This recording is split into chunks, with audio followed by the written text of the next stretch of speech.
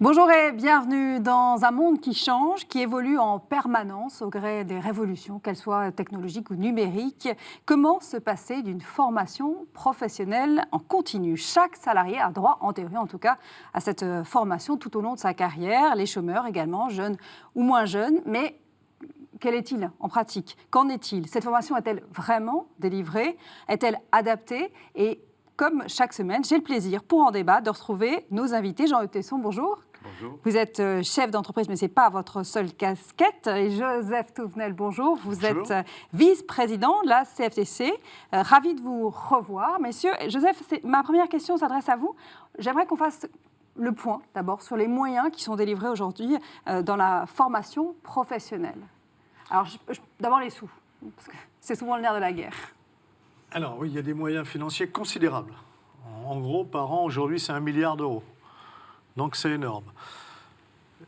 Les choses se sont améliorées. Il y a eu un accord il y a quelques années, interprofessionnel, donc un accord patronat et syndicats, qui ont amélioré sans doute les choses, qui ont mis en place ce qu'on appelle le compte personnel de formation.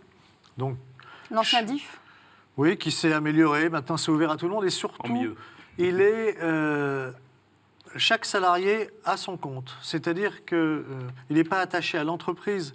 Donc dans une carrière qui sera de moins en moins linéaire, j'ai des heures de formation que je peux un peu stocker et puis je veux me reconvertir en interne ou en externe, je peux l'utiliser, je change d'entreprise, je ne perds pas mes droits à la formation. Il y a une plus grande souplesse. Ça, c'est les droits attachés à la personne, c'est quelque chose que la CFTC, il y a déjà 12 ans, avait mis dans les tuyaux et on voit que...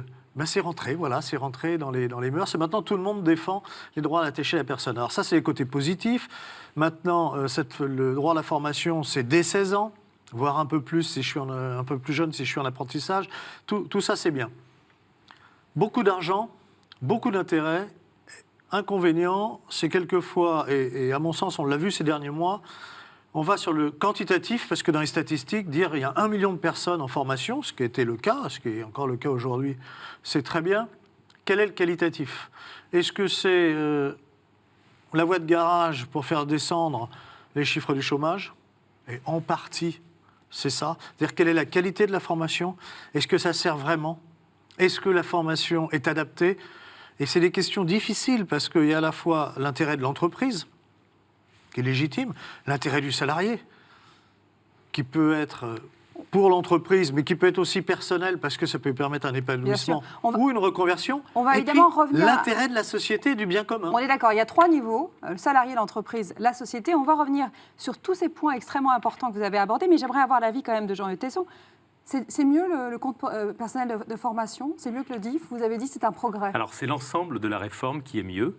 Et l'organisation, ce travail de collaboration avec les syndicats. L'organisation à laquelle j'appartiens, le MEDEF, est très pour cet aménagement. Enfin, c'est plus qu'un aménagement, c'est presque une révolution.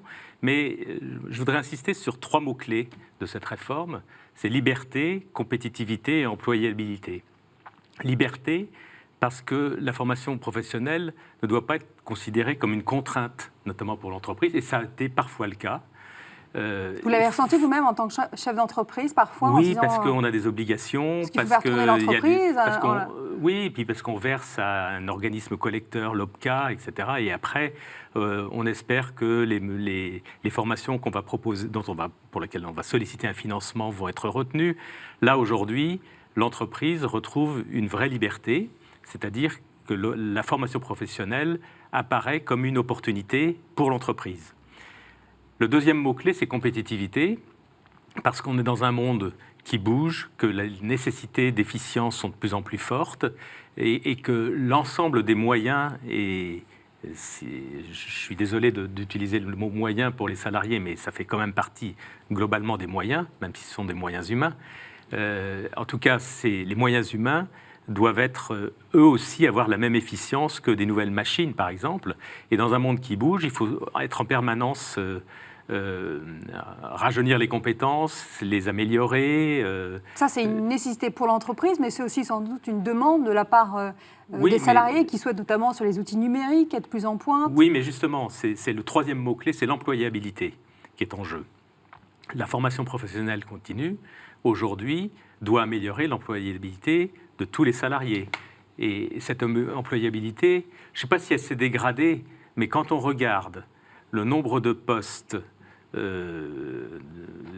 offerts sur le marché et le nombre de chômeurs, on se dit qu'il y a quelque chose qui ne va pas. Moi, dans la région dans laquelle j'habite, c'est-à-dire en Vendée, où on a un taux de chômage dans certaines parties de la Vendée qui est à 4-5%, on manque de main-d'œuvre, et on manque de main-d'œuvre qualifiée. Il n'y a pas d'adéquation entre la formation et les emplois qu'on propose sur le terrain. Alors ça, oui. Mais il y a un manque d'adéquation dans certains, si on prend secteur professionnel par secteur professionnel, mais d'une façon générale, l'enjeu, puisque Joseph le rappelait tout à l'heure, cette réforme met l'accent sur l'individu, c'est normal qu'on s'intéresse de façon plus précise à l'employabilité de la personne. Alors justement, on va parler d'orientation, aussi bien des fonds que des formations. Certains économistes disent que mieux former les actifs serait la clé pour lancer la productivité. Est-ce que, on a vu que les moyens injectés étaient quand même assez conséquents, mais est-ce qu'ils sont bien orientés ? Alors, peut-être, Joseph, bien orienté en fonction de quels besoins aussi, parce que très justement, Jean-Hugues Tesson parlait des besoins des entreprises, en fonction du marché du travail. Les salariés peuvent aussi avoir des envies, j'allais dire, plus que des besoins. Alors, en partie, ils sont bien orientés.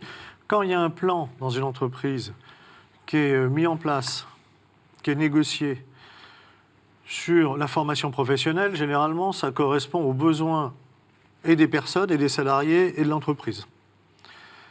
Mais il faut penser aux chômeurs qui ne sont plus dans l'entreprise. Il faut penser à d'autres personnes qui peuvent pouvoir évoluer. Et là, il y a des gros manquements. Il y a des choses très bien qui sont faites. Et puis, il y a des trous dans la raquette. Des trous qui peuvent venir d'entreprises, de spécialistes de la formation qui sont en fait des spécialistes du détournement des fonds de la formation. Ça, c'est le vaste marché ça existe. Des entreprises de formation Et privées. puis des trous, on a récemment signé un accord sur la zone de Saint-Nazaire. Saint-Nazaire, nous savons qu'il y a des paquebots, qu'il y a un marché avec un carnet de commandes qui est plein. Eh bien, il n'arrive pas, dans une zone où il y a un taux de chômage relativement important. Saint-Nazaire, il y a plus de chômage dans le bassin d'emploi que dans le département. Eh bien, il n'arrive pas à trouver des électriciens, par exemple, pour travailler. Et il n'y a pas les formations. Donc là, on a bâti un accord avec la région, avec le patronat, avec certains syndicats, pour mettre la puissance sur, voilà, on a identifié des métiers, ils sont là.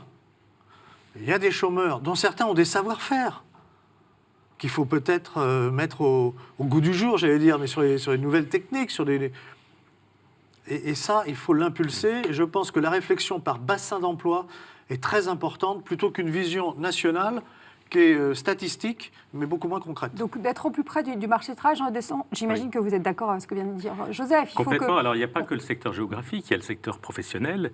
Et là, c'est plutôt aux fédérations professionnelles d'être partie prenante dans cette formation professionnelle continue.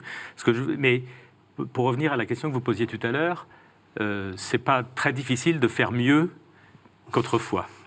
Parce que, mais c'est vrai, il y avait un vrai gâchis. Il y a, comme l'a dit Joseph, il y a beaucoup de moyens qui sont consacrés à la formation professionnelle continue. Et faire mieux, je pense qu'aujourd'hui, la réforme permet d'espérer, parce qu'on ne peut rien faire si la formation ou le plan de formation dans l'entreprise n'est pas établi de façon concertée avec les salariés, avec le regard de l'ensemble de la branche professionnelle, c'est-à-dire qu'en fait, il y a ce croisement entre la situation locale, la région, le secteur professionnel, là, au niveau de la Fédération professionnelle nationale, et puis ce que vit l'entreprise à travers ses salariés, les attentes des salariés, les besoins de l'entreprise rapportés à la vision que le chef d'entreprise peut avoir avec l'anticipation nécessaire. Et aujourd'hui, le dispositif qui a été mis en place nécessite et permet en même temps une vraie concertation. Entre tous les niveaux, parce qu'on n'a pas parlé de ceux qui détenaient ce pouvoir sur la formation professionnelle. C'est l'État, c'est les régions, c'est les syndicats. Comment ça se passe concrètement ?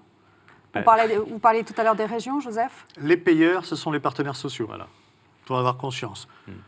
Les régions commencent à y aller, déploient des moyens, souvent des moyens matériels. Parce qu'elles connaissent leur marché local. Certaines développent des plus enveloppes. ou moins, mais... En tout cas, on va dire qu'elles sont au plus près, plus que l'État. Et l'État aussi, mais l'État, on dit l'État, mais quand c'est Pôle emploi, c'est aussi les entreprises et les salariés. 1 milliard par an, quand même. Quand je ne compte pas dans le milliard ce que peuvent rajouter les régions, ça monte en puissance. Il ne faut pas oublier quand même les entreprises. Oui, oui, mais quand je dis Non, les mais- partenaires sociaux, je parle des entreprises, mais c'est les salariés aussi. L'entreprise, enfin, c'est pas le patron qui sort de sa poche, il n'aurait pas les moyens. C'est bien l'activité de l'entreprise qui réunit ceux qui détiennent le capital et la force de travail. C'est pour ça que je dis les partenaires sociaux. Les partenaires sociaux. Mais je me permets d'insister sur le fait qu'avec cette réforme, on a là un vrai sujet et aussi moyen de dialogue social un peu rénové. Évidemment, il peut y avoir des intérêts divergents entre l'intérêt de l'entreprise qui pourrait vouloir consacrer la totalité des moyens à l'amélioration des postes actuels, mais aussi il y a des enjeux ou des besoins exprimés par des salariés qui veulent progresser, qui veulent peut-être changer de métier, changer d'entreprise, et l'entreprise doit pouvoir composer, quand je dis l'entreprise, c'est la direction et les salariés, composer entre toutes ces attentes pour trouver, alors je ne sais pas si c'est un compromis ou un consensus, en tout cas quelque chose d'équilibré, et c'est tout l'enjeu, mais c'est un vrai défi aussi. C'est un véritable enjeu humain, celui-là, qui est réel et qu'on ne peut pas résoudre par des textes. On ne peut pas à la fois dire il faut que les salariés français soient flexibles, plus flexibles, etc., et refuser qu'ils puissent se former pour exercer cette flexibilité en dehors de l'entreprise. Donc, liberté pour les salariés. Mais du côté de l'entreprise, il est normal de dire écoutez, vous êtes bien gentil, mais moi j'ai des gens, j'ai des postes, j'ai un avenir dans l'entreprise, et vous me demandez de financer ce qui va partir ailleurs.